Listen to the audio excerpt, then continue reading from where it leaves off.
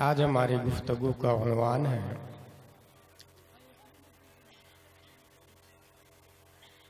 Islamic world के 3 commandos. विसाले Mustafa सल्लल्लाहु अलैहि वसल्लम के बाद ही से हालात बहुत कमज़ोर होते चले गए। नौबत मईजा रसीद के लोगों ने हज़रत उमर फारूक आज़म को कत्ल कर दिया।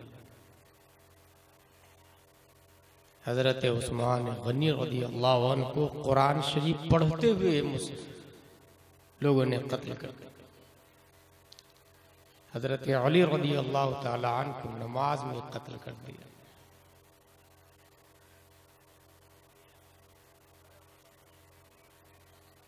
एक ऐसी जमात भी वजूद में आई जिसने ये कहा, अल्लाह को मानता हूँ, रसूल को मानता हूँ, नमाज को मानता हूँ, कुरान को मानता हूँ, ज़कात वाला सिस्टम को मैं नहीं मानता। हज़रत अबू बकर सिद्दीक ने उनके खिलाफ खुरूज किया। यहाँ तक के हालत पहुंची कि 61 हिजरी में रुए जमीन के सबसे अच्छे लोग मशरिको मगरिब और जुनूबो शिमाल में उनसे बेहतर न तकवा के एतबार से कोई था, न इल्म के एतबार से, न नसब के हिसाब से।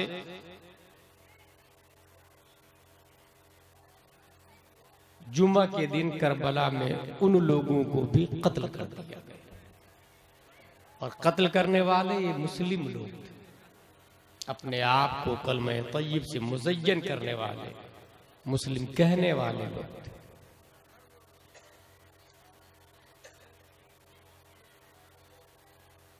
लंदन में एक थिंक टैंकर ने मिलकर सेमिनार किया है, कॉन्फ्रेंस किया है। थिंक टैंकर कहते हैं 100 माइंडेड आदमी के बराबर उसका दिमाग होता है। उसको हम लोग अपनी भाषा में अबकरी शख्सियत भी कहते हैं। और कॉन्फ्रेंस में ये पास हुआ कि पूरी दुनिया के मुस्लिम्स 4 हिस्सों में हैं, 4 किस्म पर। Number 1 fundamentalist, number 2 traditionalist, number 3 modernist, number 4 secularist. Fundamentalist बुनियाद परस्त मुस्लिम, जो सिवाय इस्लाम के और कुछ नहीं करते। अल्लाह उसके रसूल के बताए हुए कानून से सरे मुंह बगावत अमल नहीं करते, वो फंडामेंटलिस्ट। दूसरी किस्म पर रखा ट्रेडिशनलिस्ट। वो लोग हैं जो रिवायात पसंद है, जो दर्स देते हैं, जो बुखारी और मुस्लिम पढ़ाते हैं, जो काल अल्लाह व काल रसूल की मस्जिद और मदरसा में बातें करते हैं। बोले ये दोनों बहुत डेंजर है और इन्हीं दोनों को खत्म करना है। तीसरी किस्म पर रखा मॉडर्निस्ट। ये वो मुस्लिम्स है जिसकी सोच ये है कि इस्लाम को जदीद टेक्नोलॉजी के एतबार से ढलना चाहिए। इसको मॉडर्निस्ट कहा जाता है। मसलन पहले सब लोग अमामा पहनते थे, अब नहीं पहनते हैं, कोई कोई पहनता। तो अमामा को दकियानूसी और फुरसूदा में करार दिया जाए। सब लोग जुब्बा पहनते थे, अब नहीं पहनते, अब पैंट शर्ट का जमाना है, तो पैंट शर्ट को उलमा का लिबास करार दिया जाए।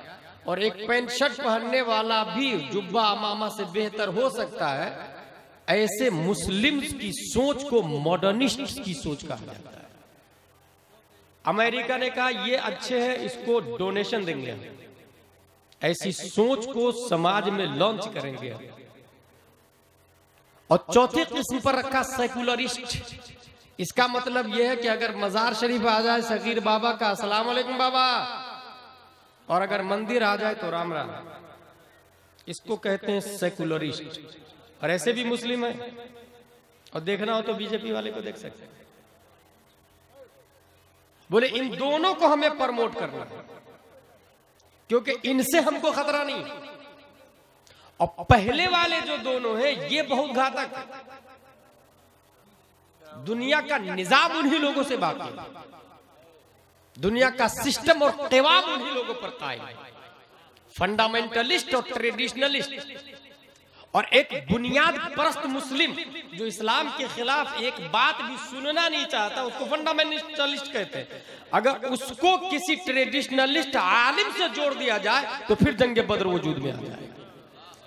इसलिए इनके दरमियान इख्तिलाफ की दीवारें चीन खींच के रखी जाए, यानी एक मुत्तकी परहेजगार को वक्त के बड़े बड़े काजी और मुफ्तियों से दूर रखा जाए। इस तरह इसके अंदर गैपिंग रहेगी। ये इस वक्त के हालात। 61 हिजरी के बाद हालत ये भी हुई थी, हरम शरीफ को पामाल किया लोगों ने, और मरवानियों का तसल्लुत इतना ज्यादा हुआ कि शराबी, जुआरी, जानी, क्रिमिनल ये सब पोस्टेड पर्सन हो गए। बाज़ाब्ता लीगल करार दिया गया था शराब। कुफ्र पर मशीयत को जलाल आता और मरवानी सिस्टम का खात्मा करने के लिए, यजीदी मिशन को जेरे जमीन दफन करने के लिए अल्लाह मरवान ही के खानदान से, मरवान का पोता 2 नवंबर 682 ईस्वी में मदीने की धरती पर उमर बिन अब्दुल अजीज के नाम से पैदा होते हैं।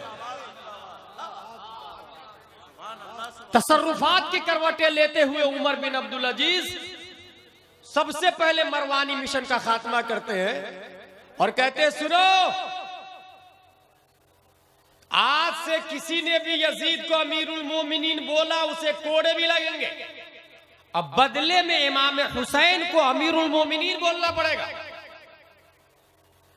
बागे फदक को अपने तसर्रुफ में लेने वाला मरवानी सिस्टम का उमर बिन अब्दुल अजीज ने दोबारा छीन लिया बागे फदक को और मसरब साबिक से लाहिक किया। ये वो बागे फदक है जो नबी को गिफ्ट में मिला था, जिसका इनकम असहाबे सुफ़ा पर, वफद पर, अहले बैत पर होता था। मरवानियों ने कौम की प्रॉपर्टी को, मुस्लिम प्रॉपर्टी को जाती प्रॉपर्टी बना लिया, जिसे अभी गवर्नमेंट करती है। कौम की प्रॉपर्टी को अपना जाती प्रॉपर्टी बना लिया। सवाल यहां इब्तिदान यह है कि उमर बिन अब्दुल अजीज के दादा मरवान बिन हिकम इतना बड़ा मरदूद, कमीना, जहन्नमी, जिसने सबसे पहले कत्ले हुसैन का मशवरा दिया था। कत्ले हुसैन का मशवरा सबसे पहले मदीना में देने वाला यही मरवान है। अल्लाह, उसके रसूल, तमाम मोमिनीन की लानत है मरवान पर। दादा इतना बड़ा कमीना, पोता इतना अच्छा कैसे हुआ? A question arise in our mind। जब हमने इसकी हिस्ट्री पढ़ी तो पढ़ते पढ़ते यहां पहुंचा कि हजरत उमर फारूक आजम रदियल्लाहु अन्हु गश्त कर रहे थे। रात में आवाज आई, बेटी दूध में पानी मिला दे। बेटी ने कहा, माँ अमीरुल मोमिनीन का कानून नहीं मालूम, कोई दूध में पानी नहीं मिलाएगा। मां ने कहा, बेटी मिला दे मिला दे, वो देखने के लिए नहीं आएंगे यहाँ पर। बेटी ने कहा, मां मैं वो खातून नहीं जो सामने वफादारी और पीठ पीछे गद्दारी की। मैं वो खातून हूं जो जलवत हो या खलवत, सामने हो या पीठ पीछे, जो नियम है उसे मानना है, anyhow condition. Umar Farooq Azam फरमाते हैं, should be noted this house, घर को नोट कर लिया गया। शुभ मुतालबा किया गया उस खातून का, तो पता चला एक ग्वालन दूध का कारोबार है, दूध बेच के जिंदगी गुजारती है। उमर फारूक आजम फरमाते, अपने बेटों से तुम में से जो चाहे इसके साथ निकाह कर। याद रखिएगा, एक ग्वालन को अमीरुल मोमिनीन अपने घर की पुतोह और बहू बनाने जा रहे हैं। ये वही उमर है जिनकी हुकूमत 22 लाख मुरब्बा मील पर है, जिसके सामने सिकंदर आजम प्राइमरी का स्टूडेंट लगता है। सिकंदर आजम को आजम बनने के लिए हजारों लाशों से गुजरना पड़ा था, मगर ये उमर फारूक आजम है जो खुद ईंट को तकिया बनाकर 22 लाख पर हुकूमत खिदमत की नीयत से करते नजर आ रहे हैं। उनका दिया हुआ कानून गोल्डन वर्ड है, रईसुल कौम खादिमुहु। जो लोग कौम के लीडर है, in fact they are servant of the people, वो दरअसल खादिम है। अगर एक लीडर खादिम हो तब लीडर है, और अगर लीडर बन जाए तो फिर वो कौम को तबाह बर्बाद कर देता है। उमर फारूक आजम के एक बेटे आसिम बिन उमर अब्नुल खत्ताब ने निकाह किया, उस गुवालन से एक बच्ची पैदा होती है जिसका नाम है उम्मे आसिम लैला। उसी बच्ची के पेट से उमर बिन अब्दुल अजीज पैदा होते हैं। पता चला नानी दूध में पानी नहीं मिलाती थी तो अल्लाह ने नवासा मुजद्दिद बना के पैदा किया। नानी सच बोलती थी तो नवासा मुजद्दिद बना। अब अंदाजा लगाए, मां सच बोले तो बेटा क्या अहमद रजा खान नहीं होता है? बेटा क्या गौसे आजम नहीं होता है? बेटा क्या ताजु शरिया नहीं होता? जब नानी का असर इतना मुतअद्दी है तो मां का असर कितना मुतअद्दी होगा। इसी से यह भी मिजाज मिला कि अगर हम सीतामढ़ी के एरिया में, बिहार के एरिया में ये चाहते हैं कि हमारे यहां मुजद्दिद पैदा हो, तो उसकी नानी को चाहिए कि दूध में पानी मिलाना छोड़ दे।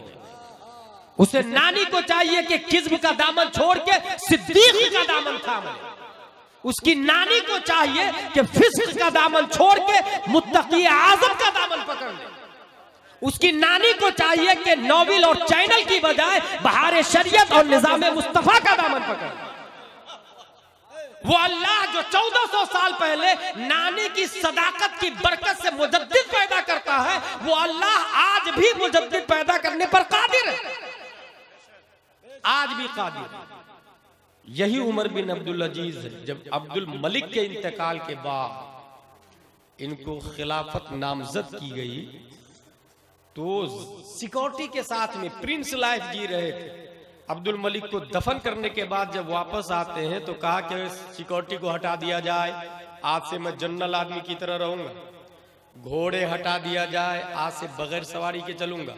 सिक्योरिटी को बैतुल माल में, घोड़े को बैतुल माल में, और सीधे आके बीवी को कहते हैं, बीवी डू यू लव मी, क्या आपको मुझसे प्यार है? कहाँ है? कहा अगर सच्चा प्यार है रियल में तो जितने जेवर है ये बैतुल माल के हवाले कर दे। You have two option, choose one of both, me और गोल्ड और ज्वेलर। आपके पास दो रास्ते, या तो जेवर ले ले या मुझे ले ले। अगर मुझसे प्यार है तो जेवर को बैतुल माल के हवाले कर दे, और अगर जेवर से प्यार है तो मैं आपको आजाद करने के लिए तैयार हूं। वो खातून थी जो अपने शौहर से प्यार करती थी, गोल्ड से प्यार नहीं करती। नाक में, कान में हौसली, पायल के लिए शौहर को तंग नहीं करती। वो खातून थी जो ब्यूटी पार्लर की जीनत नहीं बनती। वो खातून थी जो शौहर के आबरू पर अपने वजूद को कुर्बान करने के लिए तैयार रहती थी। वो खातून थी जो अल्लाह उसके रसूल की रजा के लिए अपने शौहर से प्यार करती थी। खातून ने कहा ऐसे हजारों जेवर आपके नाम पर कुर्बान है, मुझे जेवर नहीं, आप चाहिए यहां भी और मरने के बाद भी। जेवर को बैतुल माल के हवाले कर दिया। उमर बिन अब्दुल अजीज आपने प्लान कर लिया कि मुझे मुसलमानों में वही तरीका राइज करना है जो अबू बकर के जमाने में था, जो उमर के जमाने में थे, जो उस्मान के जमाने में थे। यही वजह है कि हजरत उमर बिन अब्दुल अजीज के सिस्टम को भी खिलाफत राशिदा में काउंट किया जाता है। इतना अच्छा निजाम के रुए जमीन पर कोई ज़कात लेने वाला तक मौजूद नहीं। ये था मदीने की पहली सदी हिजरी उमर बिन अब्दुल अजीज। भारत में कदम रखते हैं। भाई साहब इनको समझा, चेयर पे बैठ के एंजॉय करें। क्या उम्मीद लगाई जा सकती है आप लोगों से?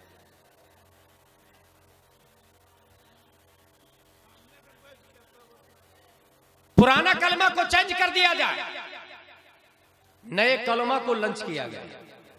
उस कलमा का नाम था ला इलाहा इल्लल्लाह अकबर जलालुद्दीन खलीफतुल्लाह माज़ल्लाहि रब्बिल आलमीन। और जानते हैं इसको वजूद में लाने वाला कौन है? नेचुरली इब्तिदान अकबर बहुत अच्छा आदमी था। जब भी उलमा को देखता, इमाम साहब को देखता, अपने घोड़े से उतरता, अस्सलामु अलैकुम सलाम करता, दस्तबोसी करता, सर पे हाथ रखवाता। ईरान से एक शिया आया जिसका नाम था अबुल हसन फैजी। उसने कहा हजरत आप तो अल्लाह के खलीफा है, आप पर वही आती है जिस तरह नबियों पर वही आती थी। कहा अच्छा मुझे तो पता ही नहीं चलता वही आती है। बोले आप सोते रहते तब वही आती है क्या? क्या वही आती है? बोले आज आप सो रहे थे तो वही आई, अय्युहल बशर ला तज़बहुल बकर फइन तज़बहुल बकर फमअवाकुमुस सकर। ए खलीफा बकरा को ज़िबा मत करें, अगर किया आपने तो आपका ठिकाना जहन्नम है। उसने उठा के बेवकूफ ने पाबंदी लगा दी, आज तक वो पाबंदी भुगतनी पड़ रही। अबुल हसन फैजी ईरान से आया, शिया है। उसी ने इस्लाम के खिलाफ दीन इलाही को वजूद में लाया और भारत में लॉन्च किया। और बाज़ाब्ता उसके संविधान को, कॉन्स्टिट्यूशन ऑफ दीन इलाही को लिखने के लिए 9 उलमाए किराम की टीम को तैयार किया, जिसका नाम रखा नौरतन उलमा। अब बहुत स्पीड से भारत में दीन इलाही चल रहा था। और ये वही शिया था जो आज का शिया है, जिसने ये कहा कि 26 आयतों को कुरान से हटा दिया जाए। ये भी एक शिया है, वो भी एक शिया था। ये 26 आयतों की वजह से फितना फसाद बर्पा हो रहे हैं। कुरान में 26 आयत को ला दिया है, इंटर कर दिया अपनी तरफ से अबू बकर ने, उमर ने, उस्मान ने माज़ल्लाहि रब्बिल आलमीन। ये किसने बोला? वसीम खान रिजवी शिया। कुरान से इन आयतों को हटा दिया जाए।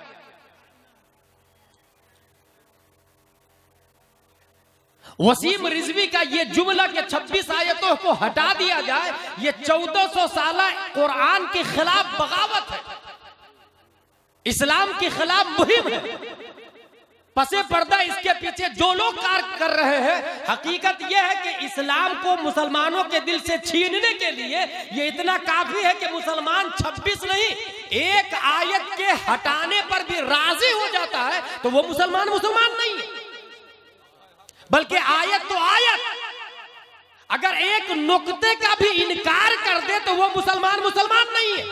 और जिसके दिल में राय बराबर भी ईमान है, माँ बाप तन मन धन सब कुर्बान कर देगा, बिस्मिल्लाह की बात के नुक्ते को वो हटाने के लिए तैयार नहीं है।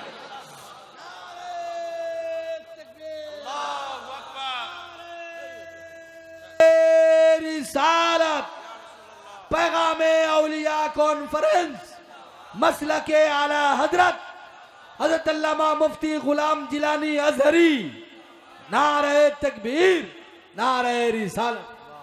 खुद शियाने अली ने भी कुफ्र का फतवा दे दिया इस पर। और ये एक टेम्परेचर को नापना का टारगेट है। आज से तकरीबन 1400 साल पहले एक जमात और आई थी, उसने कहा था कि एक नुक्ते को हटा दो। और ये हजरत उस्मान गनी रज़ियल्लाहु अन्हु के जमाने की बात है। बनी इसराइल यहूदो नसारा को कहा जाता है। बनी इसराइल हजरत उस्मान गनी की बारगाह में आए और कहा हजरत हम लोगों की तौहीन है कुरान शरीफ में एक आयत है। कहा कौन सी आयत है? कहा वो आयत है फलम्मा अतया अहल क़र्यतिन इस्ततअमा अहलहा फअबौ अन युज़य्यिफूहुम। अगर आप लोग जुमा की तकरीर सुनते हैं तो ये पता होगा मूसा और खिज़र अलैहिस्सलाम का वाक़या। और जो जुमा में तकरीर के बाद जाते हैं वो जिंदगी भर एक इल्म भी हासिल करने से वो कासिर रहते हैं। और जो पहले जाते हैं तो आधे घंटे में इल्मी मवाद मिलता है। हमसे अच्छे जुमा के खतीब हैं आपके, क्योंकि उन्हें हर जुमा नई तकरीर करनी होती है, मेहनत व मशक्कत। और जो सुनता है धीरे धीरे सलौली चंद सालों में वो भी हजारों मसाइल का आलिम बन जाता है। मूसा अलैहिस्सलाम, खिज़र अलैहिस्सलाम दोनों एक गांव वालों के पास पहुंचे और कहा, गांव वालों हमें खाना दे दो। फ़अब्बऊ, फा जबर फ, अलिफ जबर अ, बावा जबर बऊ, फ़अब्बऊ, गांव वालों ने इनकार कर दिया खाना खिलाने से, ज़ियाफत से इनकार कर दिया। ये इजराइल जो आज पूरी दुनिया का दिमाग बना हुआ है, इसकी वफादारी का अंदाजा आप इससे लगाए कि ये अपने नबी को खाना नहीं खिलाए और गांव से भगा दिए। ये अवाम का क्या हो सकते हैं, कौम का क्या हो सकते हैं? जो कौम, जो जमात अपने नबी को गांव से भगा दे, वो जमात दूसरों के लिए खैर खा नहीं हो सकती। हाँ, ये जरूर कह सकते हैं कि अपने नबी पर, बल्कि अपने नबी के लुआबे दहन, पसीना, अपने नबी के इशारे पर सर को हथेली पर लिए फिरने वाला अगर कोई उम्मत है तो वो उम्मत मुहम्मदिया है कि 1400 साल बाद भी उस उम्मत का एक फर्द अपने नबी की तरफ इशारा करते आवाज देता है, करूं करूं तेरे नाम पे जा फेदा, न बस एक जा दो जहां फेदा, दो जहां से भी नहीं जी भरा, या रसूल अल्लाह करूं क्या करोड़ों जहां नहीं।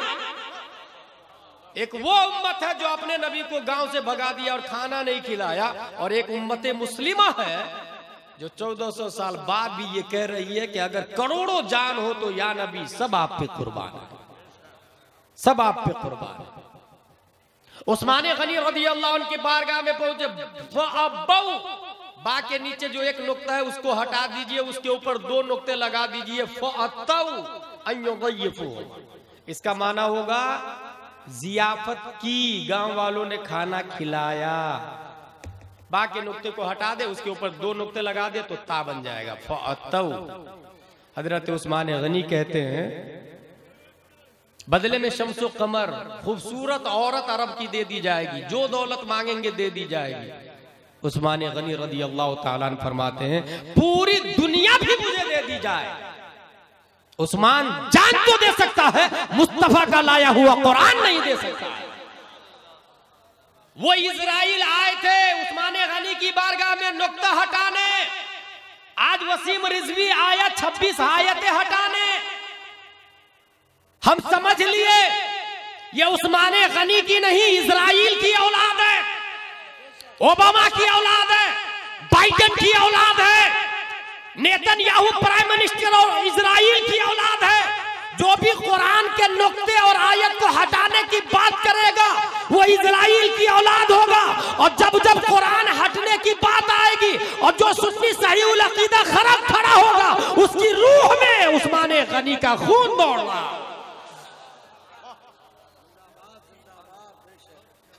जो हटाने की बात करेगा वो इजराइली औलाद है, और जो बचाने की बात करेगा वो उस्मान गनी रज़ियल्लाहु अन्हु की टीम में।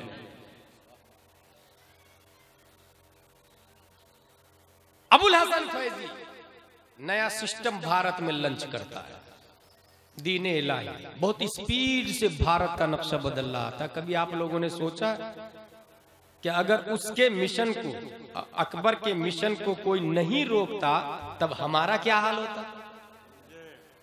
उस दीन इलाही के मानने वालों में कितने लोग आते। बाबर का बेटा हुमायूं, उसका बेटा अकबर, उसका बेटा जहांगीर, उसका बेटा शाहजहां, उसका बेटा औरंगजेब। अकबर के मरने के बाद जहांगीर कुर्सी पर बैठता है और अपने बाप के मिशन को भारत में और स्पीड से फैलाना शुरू किया। परवरदिगार आलम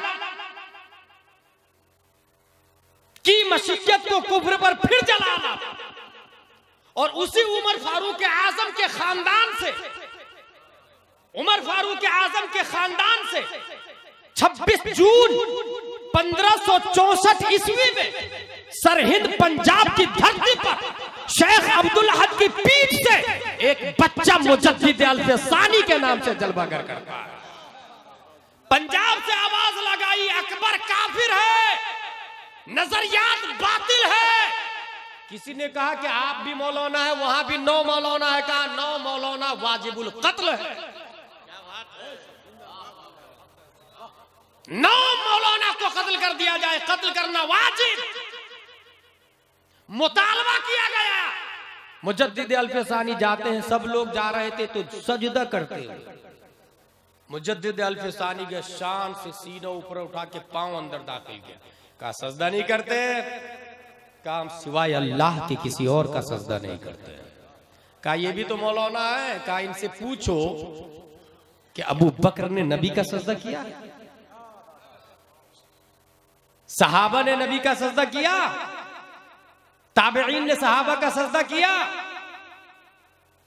अगर सजदे के मुस्तहिक नबी नहीं हो सकते तो रुए जमीन पर सिवाय अल्लाह के कोई हो ही नहीं सकता, क्योंकि सबसे ज्यादा पावर अल्लाह ने नबी को दिया और वो सजदे के मुस्तहिक नहीं। और वो नबी ये फरमाते हैं अगर गैरुल्लाह को सजदा अलाउ होता तो मैं औरत को हुक्म देता कि वो शौहर का सजदा करे, गैरुल्लाह को सजदा अलाउ नहीं। अकबर तो छोड़ दिया था, कहा जाने दो इसको, अपना काम करने दो, तुम लोग अपना काम करो, दीन इलाही को आगे बढ़ाओ। लेकिन जहांगीर ने सीधा मुजद्दिद अल्फसानी को उठा के जेल में डाल दिया। 1 महीना नहीं, 2 महीना नहीं, 1 साल नहीं भाइयों, 7 साल तक ग्वालियर मध्य प्रदेश के जेल में मुजद्दिद अल्फसानी को रख दिया गया। बातिल गवर्नमेंट के खिलाफ अगर कोई मर्दे मुजाहिद आवाज उठाए तो उसकी सजा क्या है माजी में देख रहे।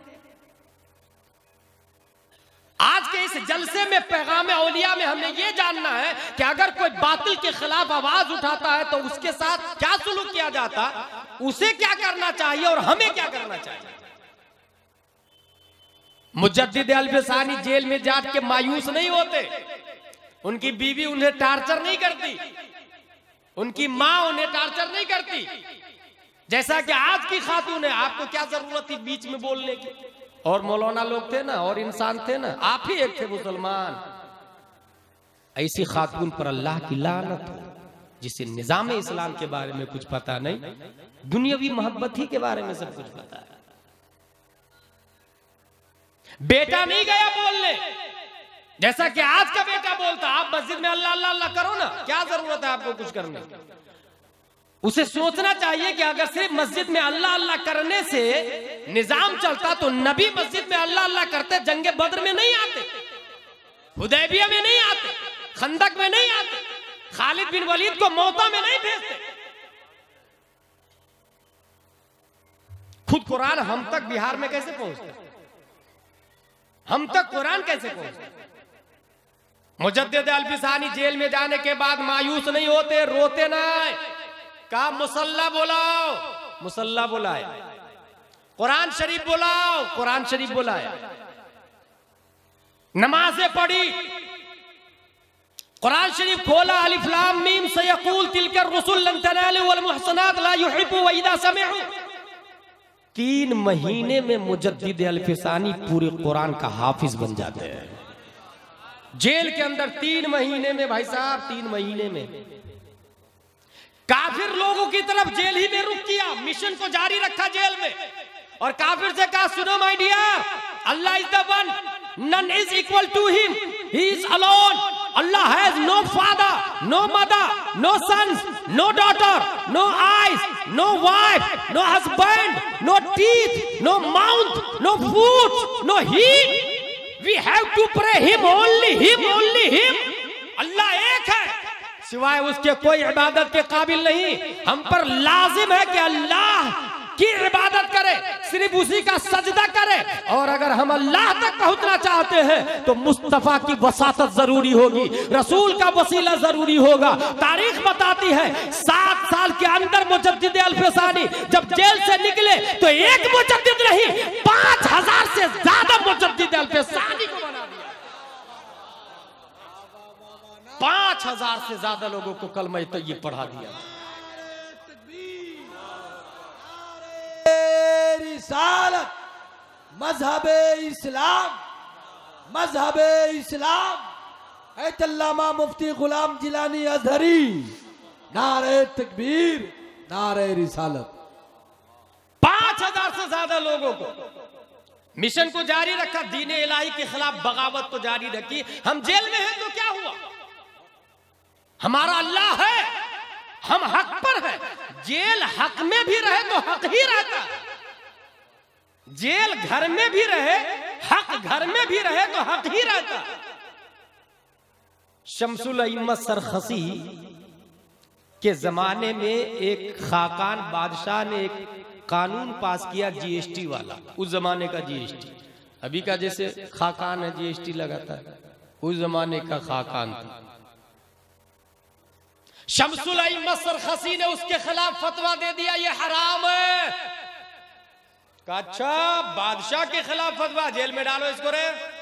जेल में डाल दिया गया। वो जेल कैसा था जानते हैं? बंद कुआं, देख नहीं सकता कोई शमसुल अइम्मत सरखसी को, न बीवी न बेटा न भाई।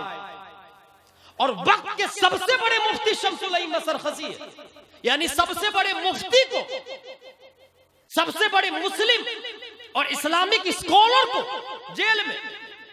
अब फतवा देगा कौन, फैसला करेगा कौन? काजी साहब जेल में। मसला बताएगा कौन? उलमाए किराम, मौलानाओं का रोल देखे, उलमा का रोल इस्लाम के निफाज में और तबलीग इस्लाम। दारोगा जेल से मिले, दारोगा साहब बात देखूंगा नहीं जाके हमारे शमसुल अइम्मत सरखसी को कुएं के मेड़ पर बैठकर मसला पूछ सकते हैं क्या? कहा मसला पूछना, सिर्फ अंदर मत जाना। कहा ठीक।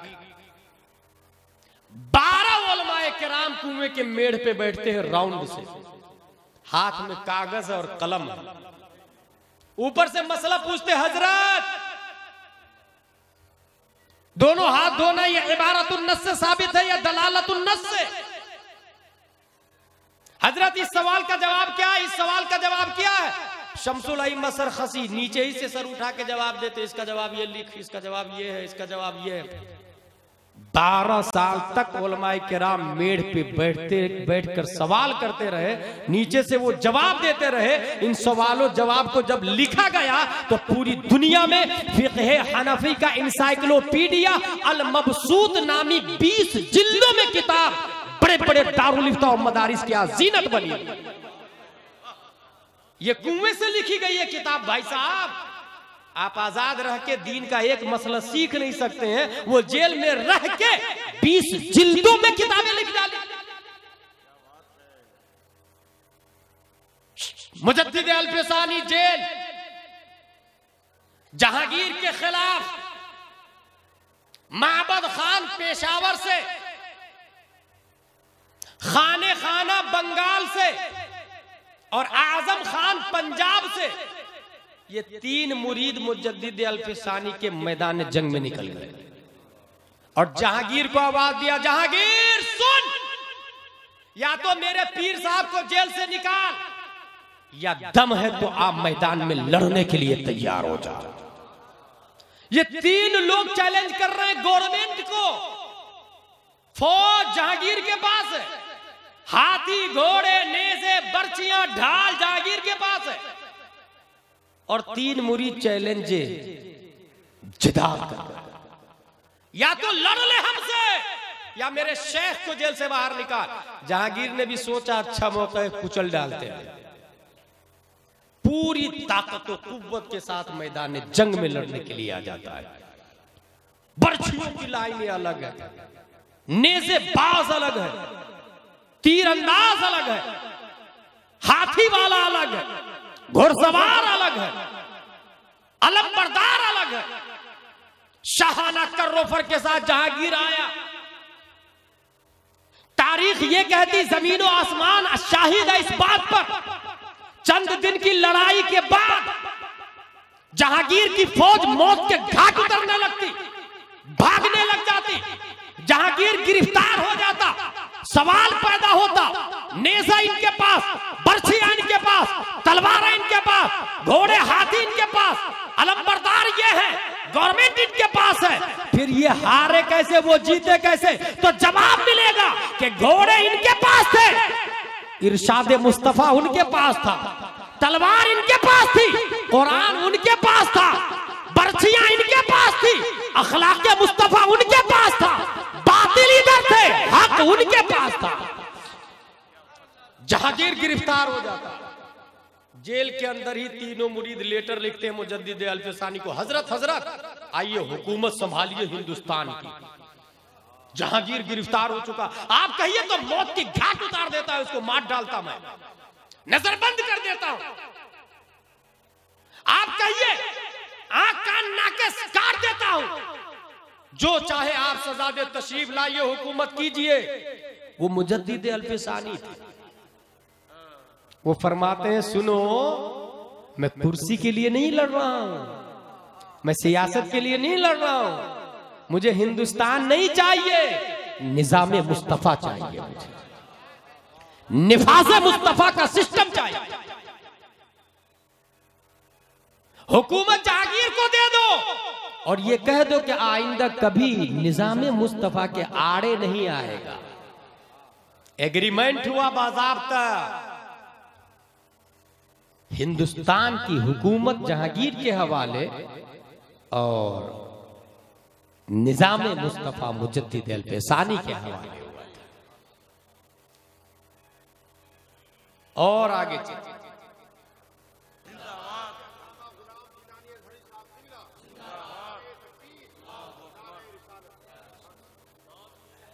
आज अगर कोई वसीम रिजवी निकलता है तो हम फतावा रजविया से फाइट करते हैं, मसलके आला हजरत से लड़ते हैं और कयामत तक के लिए एनर्जी दे दी, कयामत तक के लिए। इसलिए मेरे भाई, जदीद टेक्नोलॉजी पे मरने वाले इंसान, कॉन्वेंट सेंट पायस सेंट जोसेफ वाले, है वो शख्स जो अपने आप को ABCD पढ़ने के बाद, MBBS के बाद VIP लाइफ में VIP कॉलोनी में रहना पसंद करता, मुसलमानों से अलग गंदे मोहल्ले में मुसलमान लोग रहते हैं, कपड़े साफ नहीं, नाली खराब रहती है, और इतना स्टैंडर्ड कॉलोनी चूज करता है कि कुछ दिनों के बाद चैनल पर और अखबार में आता है उसकी बेटी भंगी के साथ लव मैरिज कर ली है। यह हकीकत है, जिस घर में उलमा की आमदोरफ्त नहीं है उसी घर की बेटी काफिर के साथ शादी करती है। यकीन न हो तो देख ले आप तारीख, क्योंकि आपने बताया नहीं कि हमारे रहनुमा मौलाना साहब, आपने ये डराया ही नहीं कि अल्लाह एक है, और अल्लाह कौन है बताने वाले नबी है, और नबी के नायब ये मस्जिद के इमाम साहब। ये सोच ही नहीं दिया आपने ना। Education is everything, we have freedom life, you can do anything because you have money. ये सोच जब आएगी तो फिर यही होगा, मजहब की पाबंदी खत्म हो जाती है। मगर मैं ये मिसाल देना चाहता हूं कि जो लोग न्यूटन और आइंस्टाइन को अफजल आला समझते या उनकी थ्योरी को अफजल आला समझते, वो सुन ले आज की तारीख में 1879 ईस्वी में आइंस्टाइन साइंटिस्ट पैदा हुआ है और उसने पूरी दुनिया में टाइम ट्रेवलिंग का थॉट दिया है। अपनी किताब के अंदर उसने ये लिखा है, I am confident time travel into the future is possible, but we would need to develop some very advanced technology to do it. We could travel 10,000 years into the future in only 1 year during that journey. However, such a trip would consume an extraordinary amount of energy.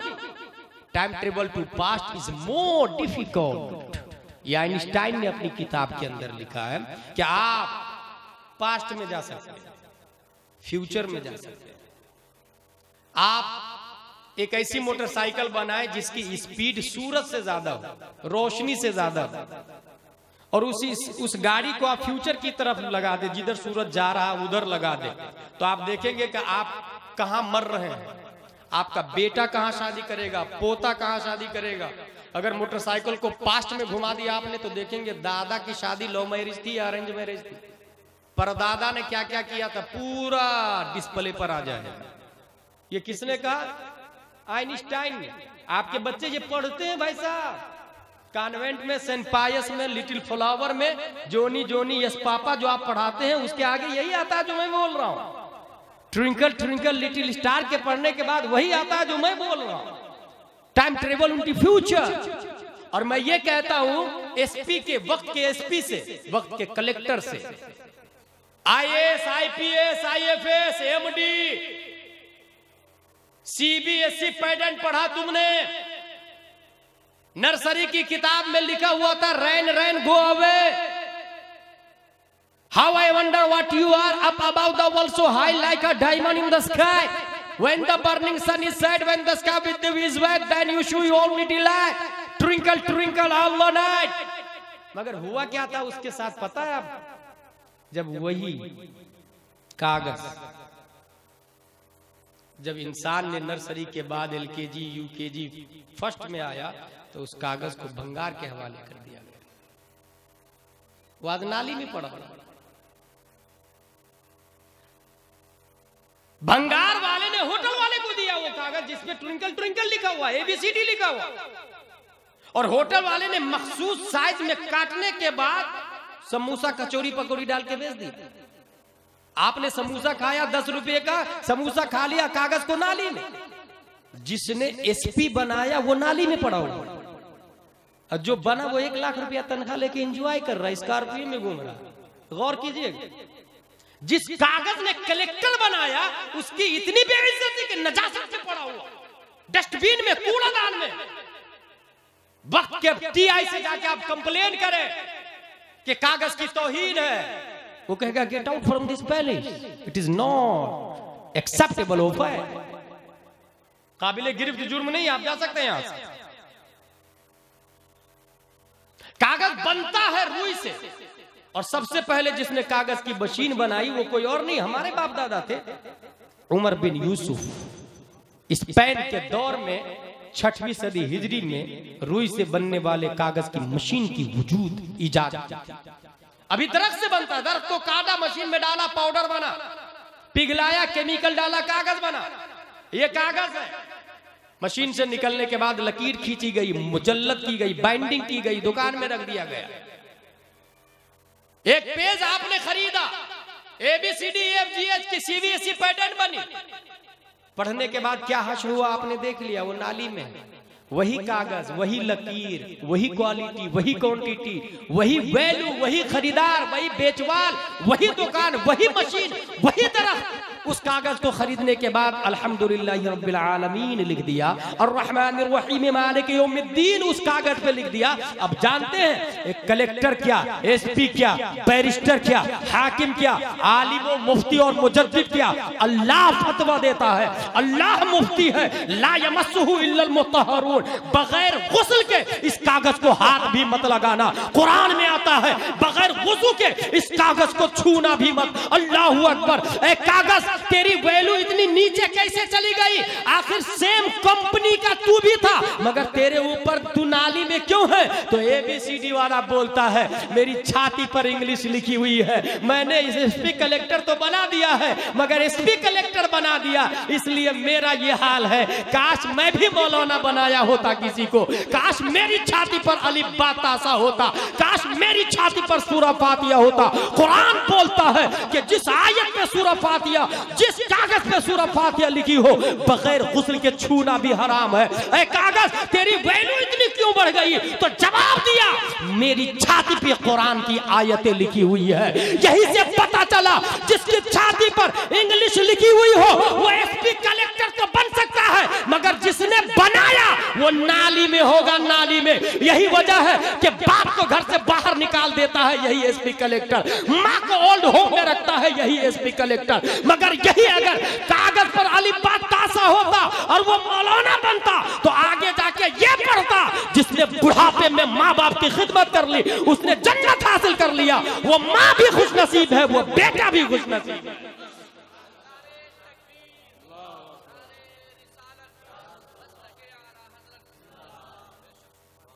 क्या ये हकीकत नहीं है मेरे भाई कि एक कागज जिसने MD बना दिया, आज वो कुर्सी में AC रूम में बैठा हुआ है और वो कागज नाली में पड़ा हुआ है। जिस तालीम का फ्यूचर ये हो, जिस तालीम का मुस्तकबिल ये हो, क्या वो तालीम वाले निजाम मुस्तफा को लागू कर सकते हैं? क्या वो तालीम वाले भारत से करप्शन को खत्म कर सकते हैं? क्या वो तालीम वाले भारत से डी कंपनी को हटा सकते हैं? क्या वो तालीम वाले भारत से जराइम और क्राइम को खात्मा कर सकते हैं? नहीं। जुर्म तो पढ़ने ही में आ गया। पढ़ने के बाद पहला जुर्म तो यही किया कि कागज को भंगार में बेचा। पहला जुर्म यह किया कि कागज को भंगार, जिसने बनाया बैरिस्टर IAS IPS उसको भंगार में डाल रहा है, तो वो फिर दूसरों को क्या करेगा जिसने नहीं बनाया, उसको यहां तक पहुंचाने में जिसका दखल नहीं है। तौहीद और रिसालत के शहदाई। अगर आप देखें टाइम ट्रेवल इनटू फ्यूचर, वो कागज पे पढ़ने वाला आइंस्टाइन, उसके फॉलोवर कॉन्वेंट वाले हमारे सीतामढ़ी के जिले में, नर्सरी वाले, सेंट पायस और क्रिश्चियन मिशनरी वाले, ये पढ़ते हैं कि इंसान फ्यूचर में भी जा सकता और पास्ट में भी जा सकता। जब गुलाम जिलानी अजहरी के सामने बात आई तो ये सोचा काश तू अली बातासा पढ़ लिया होता, काश ये सरनल कुरान पढ़ लिया होता, काश नूरानी तालीम अव्वल दोम सोम चहारुम पंजुम अनवार शरीयत पढ़ लिया होता, काश एदादिया उला सानिया सालसा राबिया खामिसा सादिसा साबिया सामिना पढ़ लिया होता, और फिर उसके बाद कुरान माना के साथ में पढ़ता। पहला पारा, दूसरा, तीसरा, चौथा, पांचवा, छठवां, सातवां, आठवां, नौवां, 10वां, 11वां, 12वां, 13वां, 14वां, उसके बाद शुरू करता सुब्हानल्लज़ी असरा बिअब्दिही लैलम मिनल मस्जिदिल हराम इलल मस्जिदिल अक्सा। तो अहमद रजा खान की तरह तू भी इस नतीजे पर पहुंचता, अज़लो अबदरा वाहिद याब व बिदायत निहायत रा दर यक नुक्ता मुत्तहिदीन।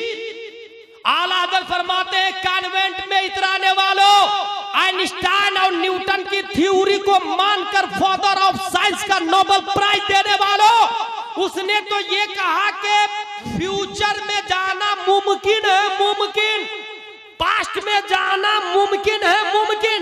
ABCD पढ़ने वाले ने 19वीं सदी ईस्वी में मुमकिन का दावा किया, और अगर अली बातासा पढ़ते तो तुम इस नतीजे पर पहुंचते।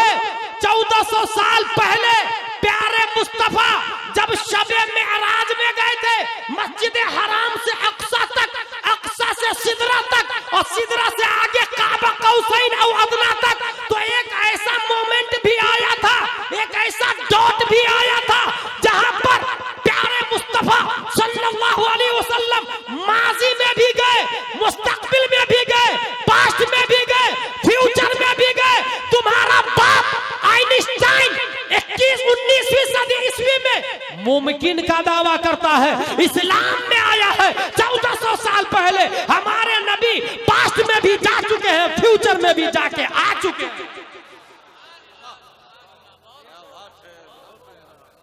और अगर कोई लिटिल फ्लावर वाला बोले हाउ इट इज पॉसिबल, आपके बच्चे बोल सकते हैं ये कैसे हो सकता है, तुम्हारे नबी 1400 शटल स्पेस तो था ही नहीं, रॉकेट तो था ही नहीं, बिजली तो थी नहीं।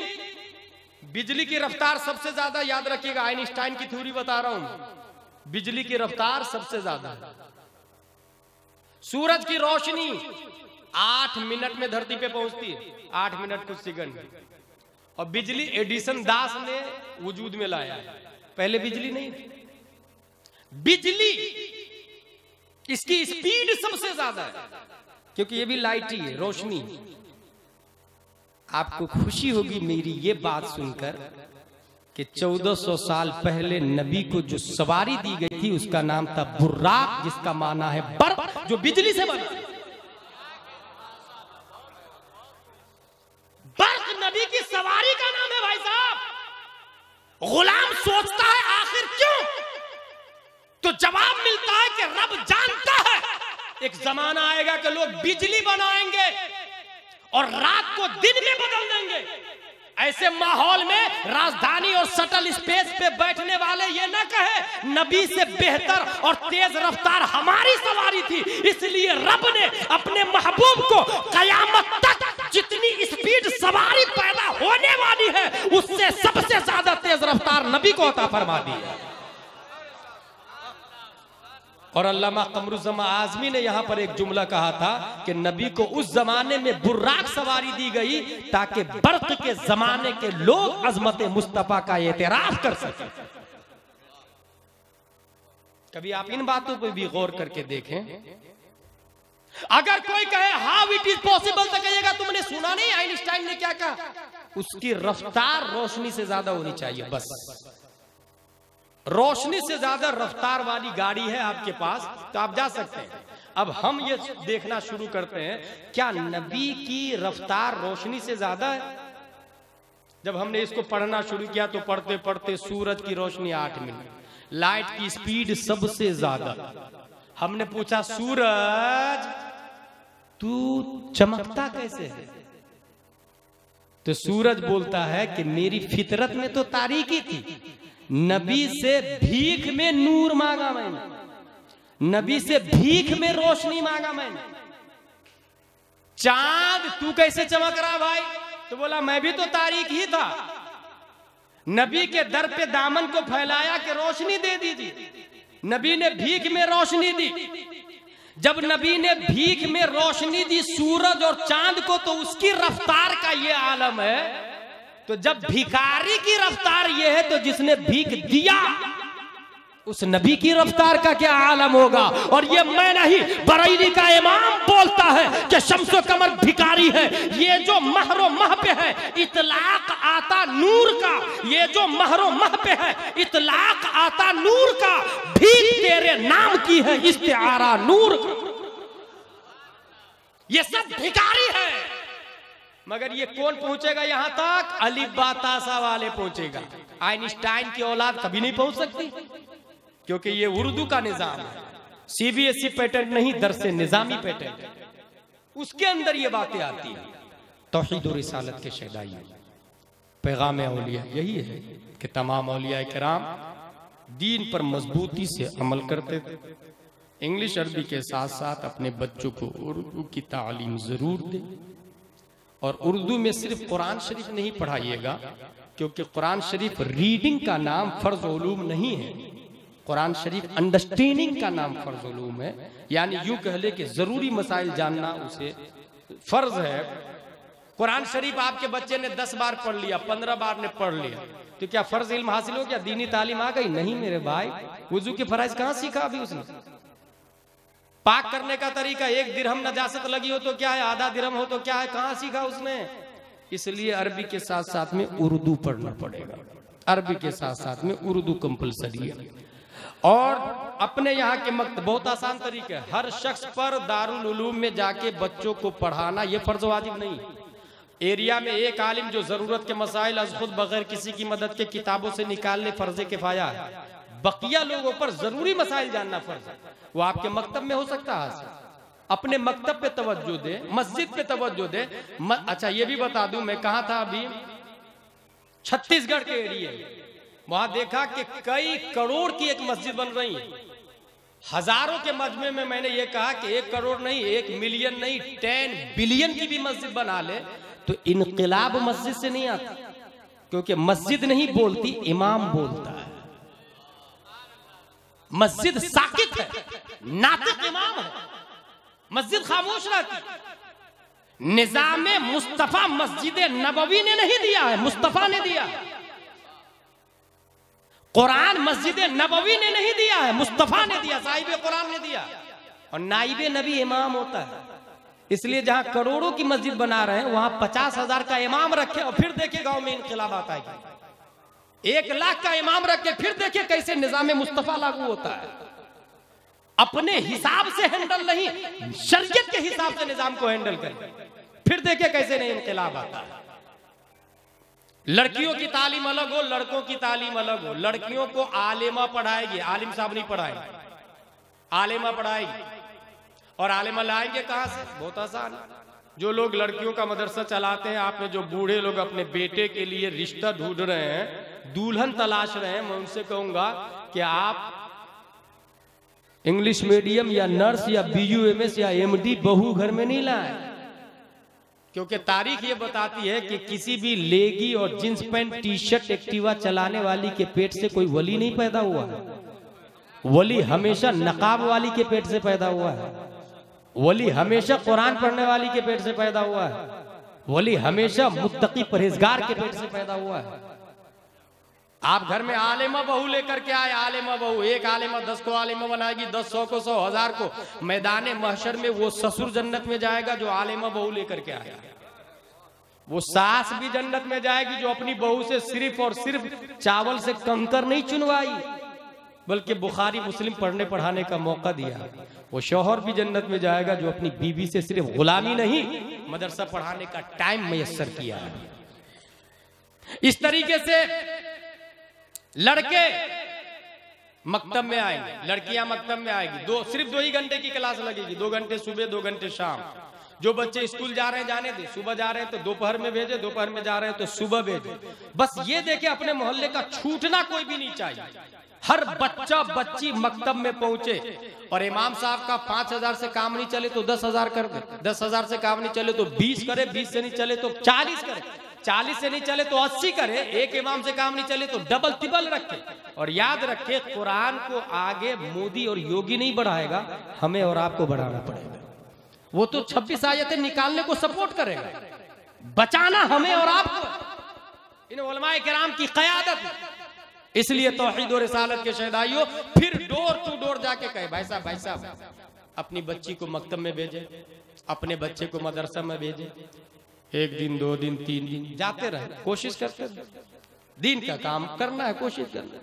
हो सकता है वो घर से आपको भगा दे। Who are you interfering in my personal life? She is my daughter. He is my children. It is our personal matter. Get out. मेरे मामले में बार बार इंटरफियर करता रहता। मेरी बेटी है, मेरा बेटा, पढ़ाओ या नहीं पढ़ाओ, जाहिली रहेंगे मेरे बच्चे, तुम्हें क्या, तुम्हारा मामला है क्या? तब उसको समझाइएगा, bro it is not your personal matter, ये तुम्हारा पर्सनल मामला नहीं है। क्योंकि जिस दिन तुम्हारी बेटी जवान होके मुशरिक के साथ भाग जाएगी तो सिर्फ तुम नहीं बदनाम होंगे, पूरा मोहल्ला बदनाम होगा। तो बताओ, ये तुम्हारा मैटर है या पूरे मोहल्ले का मैटर है? ये बेटी सिर्फ तुम्हारी बेटी नहीं, पूरे गांव की बेटी। तुम्हारी इज्जत नहीं, पूरे गांव की इज्जत है। बच्चे को भेज मकतब में, लड़े, मैं कहता हूं लड़े, निजाम मुस्तफा की खातिर फाइट कर। आपके खिलाफ केस भी किया जा सकता है। ये रोज रोज सुबह सुबह आके मेरे घर पे परेशान करता, कहता बच्चों को भेजो। एसपी के खिलाफ टीआई के पास जाके आपके खिलाफ FIR, और टीआई इतना बड़ा बेवकूफ है कि पढ़ने के लिए लड़ेंगे तो आपको जेल में डाल दे, डाल भी दे। वो कागज जिसने उसको टीआई बनाया है उसके खिलाफ आप केस करे तो नहीं मानेगा, भगा देगा। मगर आप पढ़ने के लिए लड़ेंगे तो आपको जेल में डाल देगा। कोई बात नहीं, आप चले जाए जेल में। खेत के लिए केस लड़ते हैं ना, घर घरारी के लिए केस लड़ते हैं ना, भाई भाई से बंटवारा के लिए आगर में दीवार खींच के पूरी जिंदगी गुजार लेते। उस भाई के साथ जिसने बचपन में आधा चॉकलेट दांत से फोड़ करके दिया था, दांत से तोड़ करके जिस भाई ने चॉकलेट दिया था, जिस 3 साल के भाई को कोई मारता था और आप 5 साल के थे तो ऐसे ढाल बन के रोकते थे, मारना मत, मेरा छोटा भाई है। उसी भाई के लिए बीच में दीवार खींची, वो भी इतनी ऊंची कि दूर से दूर तक दिखाई नहीं। उसके लिए केस लड़ सकते हैं, कभी दीन के लिए केस नहीं लड़ सकते, कभी कुरान और हदीस के लिए नहीं लड़ सकते। अगर जेल गए तो आप ये ना सोचिएगा कि you are first person in this matter. आपसे पहले दीन की खातिर जो जेल जा चुके हैं उसे इमाम अहमद बिन हंबल कहते हैं, जो 28 महीने जेल में रह चुके हैं। आपसे पहले जो जेल गए हैं वो शमसुल अइम्मा सरखसी, वो मुजद्दिद अल-फिसानी, वो इमाम आजम, वो ताजुश शरिया, वो भारत के मुजाहिद मिल्लत, जो आपसे पहले जेल जा चुके हैं दीन की खातिर। अगर ये मिजाज बना लिया तो मेरा दावा है इंशाअल्लाह अज़ीम, इस गांव में 5 साल के बाद गली गली चौराहे चौराहे पर निजाम मुस्तफा का सिस्टम हो जाना चाहिए। परवरदिगार आलम हम सबको कुरान शरीफ, हदीस शरीफ, फिक़्ह शरीफ पढ़ने, समझने, अमल करने की तौफीक अता फरमाए। औलियाए किराम के मुक़द्दस फयूज़ व बरक़ात से जिन लोगों ने इस प्रोग्राम को ऑर्गेनाइज किया, उसके बाजू में क़ुव्वत अली और खजाने में दौलत उस्मान अता करे। वमा अलैना इल्लल बलाग। अस्सलामु अलैकुम।